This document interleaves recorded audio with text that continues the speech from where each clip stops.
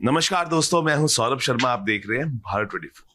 जैसे चंदन अपने खुशबू से मंत्रमुग्ध करता है, ऐसे ही एक सिंगर मेरे साथ मौजूद है जिन्होंने अपने नगमों से हमेशा से ही हमें मंत्रमुग्ध किया है, और वो हैं पद्मश्री जसविंदर जी। जसविंदर जी, बहुत बहुत स्वागत है भारत 24 में आपका।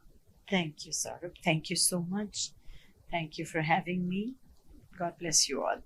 मैम, जिस तरीके से आपने हमेशा से ही अपने नगमों से मंत्रमुग्ध किया है, कुछ लाइनें मैंने लिखी है, उम्मीद करता हूं कि जसविंदर जी को वो मेरी लिखी लाइनें पसंद आएंगी। सुरों की रानी, जज्बातों की सौगात हो तुम, हर अल्फाज में रूह की बात हो तुम।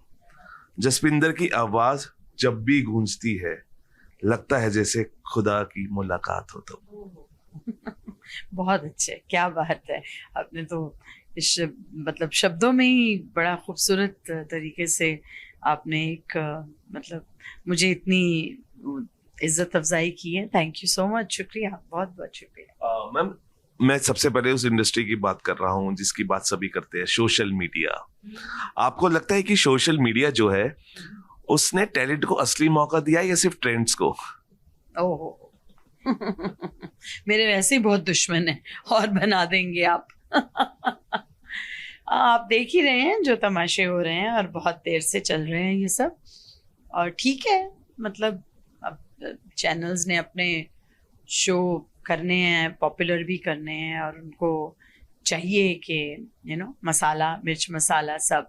और जो सच बोलने वाले लोग हैं, उन हम जैसे लोगों को तो वो वैसे भी पसंद नहीं करते, क्योंकि हम तो किसी की हिसाब से नहीं चलते, हम अपने हिसाब से ही बोलते हैं जो हमको लगता है। अब उसमें मतलब मैंने जो देखा है, मैंने जितना किया है, मैं बहुत सीधी स्पष्ट बात कर देती हूँ। मुझे अगर आप अच्छे नहीं लगे तो मैं स्पष्ट बोल दूंगी मुझे आपकी ये बात अच्छी नहीं लगी। और मैं ये कह देना चाहती हूँ मीडियम आपके ये चैनल के माध्यम से कि ये हमारे बच्चे हैं, ये हमारे माँ बाप नहीं हैं, हम इनके गुरुजन हैं, हम उनके बड़े हैं, हम ही इनका मार्गदर्शन करेंगे। अगर ये गलत गाएंगे तो मैं 100 बार कहूँगी ये गलत है, और अगर ये अच्छा गाएंगे तो मैं 100 बार रो भी दूंगी, चिपटा भी लूंगी, प्यार भी करूंगी। मैं उनको अपने सर माथे पे बिठाऊंगी और उनको कहूंगी और रियाज करो बेटा और आगे बढ़ो।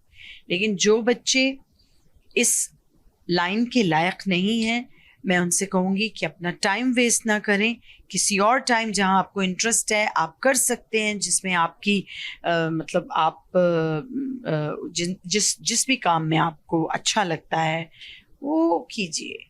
तो बहुत लोगों को ये बात पसंद नहीं आती, क्योंकि हर इंसान चाहता है कि वो लता मंगेशकर बने, या वो मोहम्मद रफ़ी बने, या वो कोई भी कुछ भी। तो ऐसा नहीं होता है, ये भी भाग्य से होता है। और फिर भाग्य से आपको जब आवाज़ और आपको जब फ़न मिलता है तो उसको निखारना पड़ता है, उसका रियाज करना पड़ता है, उसकी साधना करनी पड़ती है। अब आप मतलब आप अध्यात्म से जुड़ते हो तो ईश्वर आप में अध्यात्म भरता है, तभी आप उस तरफ जाते हो कि आप सोचते हो कि मैं तो संत हो जाऊं या मैं उस तरफ चला जाऊं। उसकी एक तपस्या है, कुछ तपस्या पिछले जन्म की है, कुछ आपको इसमें करनी पड़ती है, तब जाके आपको वो स्थान मिलता है। मैम, अगर मैं पूछूं, एआई और ऑटो ट्यून का जो टूल हम ज्यादातर आजकल इस्तेमाल कर रहे हैं, लगता है कि आपको संगीत की आत्मा को प्रभावित कर रहा है? प्रभावित नहीं, सत्यानाश कर रहा है कोई भी गा सकता है ना, ऑटो ट्यून है तो कोई भी बेसुरा बिठा दीजिए तो वो सुर सुर सुर सुर सुर सुर कर करके उसको ले आएंगे सुर में। तो ये मशीनी काम है आजकल सब कुछ। सोशल मीडिया में बहुत चीज़ें अच्छी भी हुई हैं और बहुत चीज़ें ऐसी भी हैं जिनका हमारे ऊपर बहुत बुरा असर हो रहा है। बहुत हम लोग कई बार खुल के कहते हैं तो दुनिया ट्रोल करने लगती है, दुनिया बुरा कहने लगती है, क्योंकि सोशल मीडिया इतना हो गया है कि कोई भी किसी को कुछ भी गाली दे रहा है, कोई भी किसी को कुछ भी कह रहा है। ये नहीं पता लगता कि आप खुद अगर इसमें होते तो आप क्या करते। आप अगर लेकिन लोग मतलब बिना सोचे समझे जो है कई बार एकदम से पटाखा बम फोड़ देते हैं और बुरा कहने लगते हैं, जो अच्छी बात नहीं है। किसी को भी बुरा कहना, किसी को भी टिप्पणी करनी, हम लोग जजमेंटल हो जाते हैं, जो नहीं होना चाहिए, क्योंकि ईश्वर की चीज़ों को ईश्वर पे छोड़ देना चाहिए। मैम, बहुत सारे सिंगर्स ने अपने शो कैंसिल किए और पहलगाम में जो हुआ, और आपने भी अपने जो इस अवार्ड को समर्पित किया है, ये बातें दिल को कसौटती हैं। ये वो चीज़ें जो हमेशा कौंधती रहेंगी हमारे पूरे जीवन भर, क्योंकि जब हम कहानियां सुनते हैं, कहानियों के बाद अब हम आप आंखों से देख रहे हैं चीज़ों को होते हुए, कितना कसौटती हैं आपको ये चीज़ें, कितना रौनती हैं ये चीज़ें। जड़ से उखाड़ के फेंक देना चाहिए इन चीज़ों को, जो हमारे जो भी गलतियां हुई हैं पहले, उनको हमें सुधारना चाहिए। अब नाउ इट्स द टाइम। अब नहीं करेंगे तो कब करेंगे?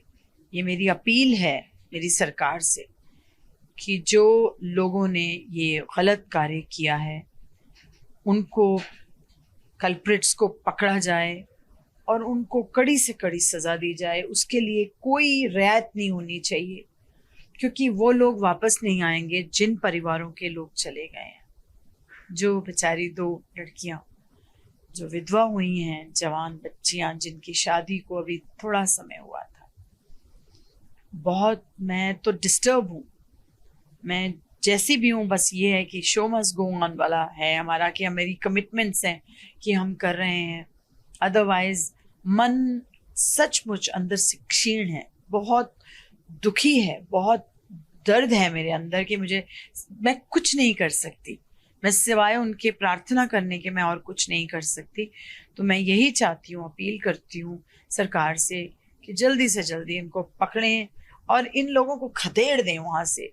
ये हमारी जगह है और हमारे ब्राह्मण पंडित जो हैं, कश्मीरी पंडितों को वहाँ से फिर से बसाया जाए, उनको उनके घर दिए जाएं, उनको उनकी ज़मीनें दी जाएं। वहाँ पर पर्यटक जो हैं वो मतलब इजीली वहाँ पर फ्रीडम से घूम सकें, जा सकें, हम और आप और सारी दुनिया वहाँ घूमें। उस जगह की जो वाइब है, उस जगह को जो उन्होंने खून से लाल कर दिया हुआ है ना, उस सबको निकाल कर उसको एक पॉजिटिव, जो वहाँ की मुझे लगता है नेचर भी रोती होगी कि इतनी खूबसूरत जगह है वो कश्मीर, जिसका नाम है बहिश्त।